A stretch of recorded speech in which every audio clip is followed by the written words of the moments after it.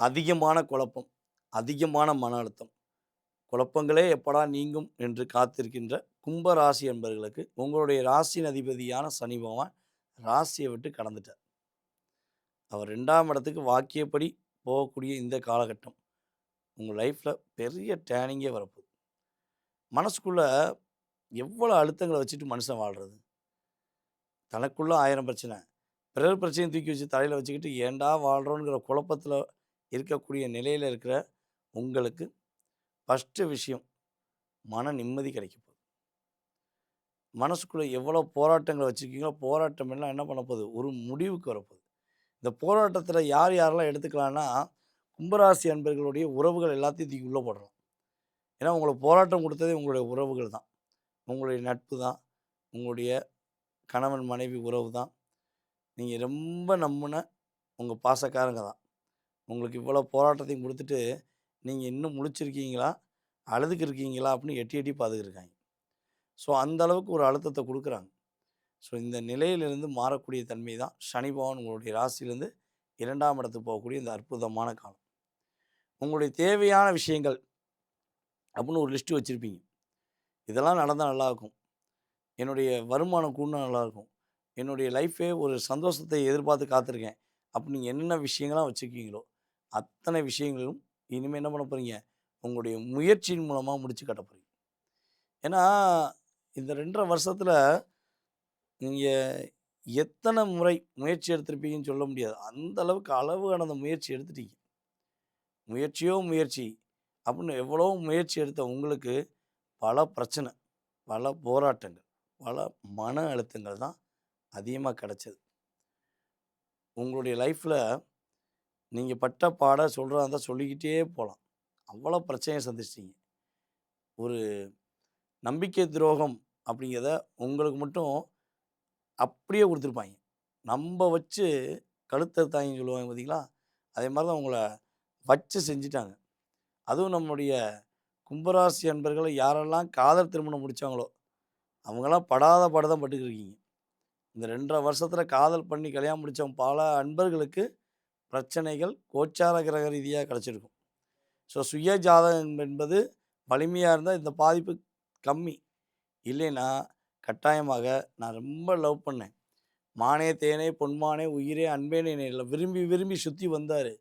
தாலி கட்டினாரு. அதுக்கப்புறம் என்னைய வந்து ஒரு அன்பான வார்த்தை கூட பேச மாட்டேங்கிறாரு. என்னைய புரிஞ்சுக்கவே மாட்டேங்கிறாரு. என் மேல கோவம் மட்டும் தான் வருது. நானும் அவருடைய நல்ல குணத்த எதிர்பார்த்து காத்திருக்கேன்னு சொல்லி, எதிர்பார்க்க வேண்டிய நிலைமை உங்களுக்கு இருந்திருக்கும். இந்த கணவன் மனைவி ஒற்றுமை வந்து பார்த்தீங்கன்னா, ஊஞ்சல் ஆடுச்சுன்னு தான் சொல்லலாம். அப்படியே இங்கிட்டும், அங்கிட்டும் ஆடிக்கிட்டே தான் இருந்திருக்கும். பல அன்பர்களுக்கு டைவர்ஸ் கூட கிடைச்சிருக்கும். இந்த நிலைமையில நெறைய சிக்கல தவிச்சிட்டீங்க. உங்கள புரிஞ்சுக்கிற ஒரு ஆள் இல்லையான்னு சொல்லி தனிமையில வாடுறீங்க. ஸோ, அந்த நிலை எல்லாமே உங்களுக்கு மாறும். உங்களுடைய புரிந்த உறவுகள் உங்க கூட இருப்பாங்க இனிமே. உங்கள புரியாத உறவுகள் ஆட்டோமேட்டிக்கா கட் ஆகி போயிருப்பாங்க. ஸோ, அத பத்திலாம் நீங்க வருத்தமே பட வேண்டாம். உங்க லைஃப்ல பெரிய டேர்னிங் உண்டு. அதேபோல கும்பராசி என்பவர்களுக்கு குழந்தை பாக்கியத்துக்காக காத்திருக்கிற கும்பராசி என்பவர்களுக்கு உறுதியா குழந்தை பாக்கியம் உண்டு. 3 வருஷமா காத்திருக்கேன், 5 வருஷமா காத்திருக்கேன். இனிமே கவலைப்பட வேண்டாம். கணவன் மனைவியாக அந்யோன்யமாக வாழுங்க. ட்ரீட்மெண்ட்டே எடுக்காம சிரமமே இல்லாத ஒரு குழந்தை பாக்கியத்தை பெற்றெடுப்பீங்க. அதற்கு கிரகங்கள் உங்களுக்கு வாய்ப்பை குடுக்குது. குழந்தை பிறந்துச்சு, 2வது குழந்தைக்காக காத்திருப்பவங்களுக்குமே குழந்தை பாக்கியம் கிடைப்பதற்கான வாய்ப்புகள் உண்டு. நீங்க உங்களுடைய நட்சத்திர ரீதியா பார்க்கணும் அப்படின்னு ஆசைப்பட்டீங்கன்னா, கும்ப ராசியில பிறந்த அவிட்ட நட்சத்திரக்காரர்களுக்கு உங்களுடைய நண்பர்கள் மூலமாக பல பிரச்சனைய சந்திச்சு வந்த நீங்க, இனிமே தான் புதிய நண்பர்கள், நல்ல நண்பர்கள் மூலமாக வெற்றி பெற போறீங்க. கணவன் மனைவி ஒற்றுமை ரொம்ப சூப்பரா இருக்க போகுது. ஒரு புரிதலுடன் கணவன் மனைவி ஒற்றுமை அப்படின்னு சொல்லக்கூடிய அளவுக்கு உங்க லைஃப்ல பெரிய டேர்னிங் ஏற்படும். நிறைய மகிழ்ச்சிய சந்திப்பீங்க. உங்களுடைய அம்மாவுடைய உடல் ஆரோக்கியம் சம்பந்தப்பட்ட விஷயங்கள மட்டும் கவனம் செலுத்துங்க. புதிய வண்டி வாகனங்கள் வாங்குவதா இருந்தால், உங்களுடைய கணவருடைய அல்லது உங்களுடைய மனைவியுடைய ஜாதகம் வலிமையா இருந்தா என்ன பண்ணலாம்? அவங்க பேர்ல வாங்குங்க. இல்லைன்னா வண்டி வாகனமே வாங்காதீங்க. வண்டி வாகனங்கள் ஓட்டும்போது கவனமா வண்டி வாகனம் ஓட்டுங்க. ஸோ இதுக்கு நீங்க மெயினா கடைபிடிக்க வேண்டிய விஷயம். வீடு கட்ட முயற்சி எடுத்தாலுமே என்ன பண்ணணும்? கட்டாயமாக நீங்க என்ன பண்ணணும்? பொறுமையா பார்த்து, வாஸ்து ரீதியா கரெக்ட்டா இருக்கா? அப்படிங்கிறத செக் பண்ணிவிட்டு என்ன பண்ணணும், வீடு கட்டுவதற்கான முயற்சி எடுப்பது உங்களுக்கு நல்லது. ஏன்னா, உங்கள திசை திருப்பதற்காகவே ராகு வேற ராசியில உட்காந்துருக்காரு. அப்போ ஒரு சின்ன ஒரு மன அழுத்தத்த குடுத்துருவாய்ங்க. ஸோ, அதில கவனமா இருந்தா பிரச்சனை கிடையாது. அதுக்கடுத்து நம்மளுடைய கும்ப ராசியில பிறந்த சதய நட்சத்திரம். இந்த சதய நட்சத்திரத்துடைய இயல்பான கேரக்டர் உங்களுடைய கேரக்டர் என்னன்னா, 100 பேர் இருந்தாலும் சரி, 10 பேர் இருந்தாலும் சரி, 50 பேர் இருந்தாலும் சரி, நான் முதன்மையா இருக்கணும். என்னைய புரிஞ்சுக்கணும் எல்லாரும். அப்படிங்கிறதுக்காண்டி உங்கள தியாகம் பண்ணி, தியாகம் பண்ணி, தியாகம் பண்ணி வாழ்க்கையில தியாகியாவே வாழ்ந்துறீங்க. அவ்வளோ தூரம் விட்டு குடுத்து போறீங்க. நம்மள புரிஞ்சுக்கிருவாங்க. நம்மள கேர் பண்ணுவாங்க. நம்ம மேல உண்மையான பாசம் வச்சுக்காங்கன்னு சொல்லி என்ன பண்றீங்க? விட்டு குடுத்து போய், விட்டு குடுத்து போயி, விட்டு கொடுத்தார் கெட்டு போவதில்லைங்கிறதுக்காண்டி நெறைய விட்டு குடுத்து போயிட்டீங்க. ஸோ, உங்க லைஃப்ல நெறைய மன அழுத்தத்தையும் சந்திச்சிட்டீங்க. நீங்க போராடாத போராட்டமே கிடையாது. நீங்க சந்திக்காத பிரச்சனை இல்லவே இல்ல. அந்த அளவுக்கு நெறைய பிரச்சனைகள சந்திச்சுட்டீங்க. ஸோ, இந்த நிலையிலேருந்து ஒரு மாற்றம் உங்களுக்கு என்ன பண்ண போறாரு? சனி பகவான் கொடுக்க போறார். நீங்க எடுக்கிற முயற்சி எல்லாமே வெற்றி தான். எதனாலும் எடுங்க. என்னனாலும் செய்யுங்க. உங்களுக்கு வெற்றி உண்டு. ஆனா என்ன செய்யணும்? நீங்க உங்கள நம்பி மட்டும் தான் செய்யணும். இந்த அவன நம்புறேன், என் கூட க்ளோஸ் ஃப்ரெண்ட் இவன நம்புறேன், என் வீட்டுக்கார முழுசா நம்புறேன் அப்படிலாம் தயவு செய்து இருக்காதீங்க. உங்க மேல நீங்க நம்பிக்கை வைங்க. உங்க மேல நம்பிக்கை வச்சு நீங்க எடுக்கிற முயற்சி எல்லாமே உங்களுக்கு வெற்றியை குடிக்கக்கூடிய வாய்ப்பாக இருக்கும். பொருளாதாரத்தில் மிகப்பெரிய ஏற்றம் உண்டு. நீங்க பணம் வரும். அந்த பணத்த என்ன பண்ணக்கூடாது?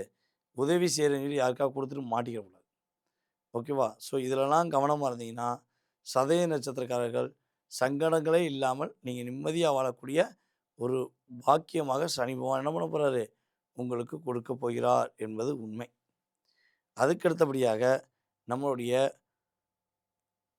பூரட்டாதி நட்சத்திரக்காரர்களுக்கு. இந்த பூரட்டாதி நட்சத்திரம் அப்புட்ன்னா, ஃபர்ஸ்ட்டு விஷயம் தெரிஞ்சுக்கோங்களேன்.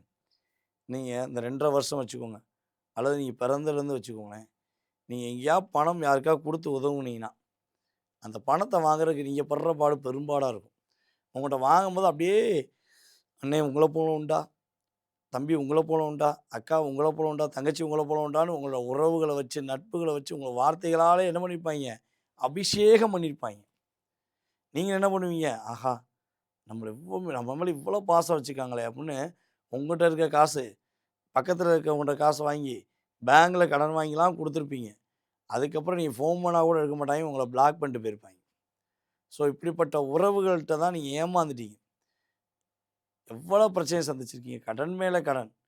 அப்படிங்கிற வாழ்க்கையில சிக்கி தவிக்கிறீங்க அப்படின்னா, அந்த நிலையிலிருந்து ஒரு மாற்றம் வரப்போகுது. உங்க லைஃப்ல இப்ப தான் ஒரு நிம்மதியான ஒரு வாழ்க்கை. மன அழுத்தம் இல்லாத ஒரு வாழ்க்கைய நீங்க சந்திக்க போறீங்க. புதிய உறவுகள், புதிய நட்புகள் உங்கள தேடி வருவாங்க. அப்ப தேடி வர நாள குறிச்சு வச்சுக்கோங்க. தேடி வர நேரத்த குறிச்சு வச்சுக்கோங்க. எங்கள மாரி ஜோதிடர்கள்ட்ட டீட்டெயில்ஸ் குடுங்க. தப்பில்ல. ஏன்னா, உங்களுடைய வாழ்க்கைய நிர்ணயம் பண்ணக்கூடிய உறவுகள என்ட்ரி பண்ணும்போது, ஒரு முறை செக் பண்ணிட்டு குடுக்குறது ரொம்ப நல்லது. சரியா? அப்ப செக் பண்ணிட்டு, கரெக்ட்டான உறவுகளா இருக்கு அப்டின்னா என்ன பண்ணுங்க, நீங்க மறுபடியும் உங்களுடைய நட்ப அவங்கள்ட்ட வெளிப்படுத்துங்க. இல்லைன்னா, சூசான்னு இருந்துருங்க. ஏன்னா, தேவையில்லாத ஒரு மன அழுத்தத்தை நெக்ஸ்ட் டைம் குடுத்துருவாங்க. ஏன்னா, உங்க கூட வரவங்க அனைவருமே குறைஞ்சது ஒரு 3 வருடம் அல்லது 15 வருடம். இந்த வருடத்துக்குள்ள அவங்களுடைய இயல்பான தன்மைய நீங்க என்ன பண்ணலாம்? புரிஞ்சுக்கலாம். அந்த அளவுக்கு லாக் பண்ணியிருப்பாங்க. 3 வருஷத்திலேயே அவங்களுடைய சுயரூபத்த தெரிஞ்சுட்டேன்.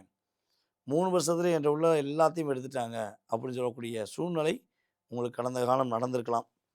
அப்ப இந்த காலங்கள்ல நிதானமா முடிவெடுத்தீங்கன்னா, உங்களுடைய புதிய உறவு, புதிய நட்பு மூலமா பிரச்சனை வராது. நன்மையே வரும் என்பது உண்மை. ஸோ, இந்த ஹோட்டலுக்கு போய் சாப்பிட போனீங்கன்னா, 10 பேர் சாப்பிட போனா, அதில ஃபர்ஸ்ட் ஆளா பணத்த எடுத்து குடுக்கலாம் நிப்பாட்டிருவோம். ஆடம்பர செலவு ஆபத்தை கொடுக்கும். இதில மட்டும் கவனமா இருங்க. உங்க லைஃப் சூப்பரா இருக்கும்.